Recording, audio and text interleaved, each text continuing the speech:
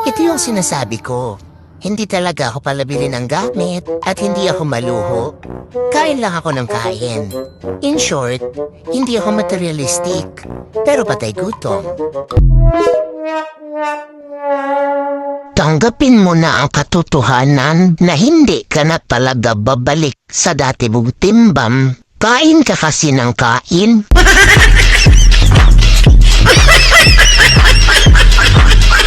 Huwag mong tipirin ang sarili mo sa pagkain. Hindi pwede yung pagod ka na tapos gutom ka pa. Ang hirap naman ng buhay talaga, yung tipong diet na diet ka. Pangarap mo magkaroon ng Coca-Cola na katawan? Pero mga ganito naman yung nakikita mo.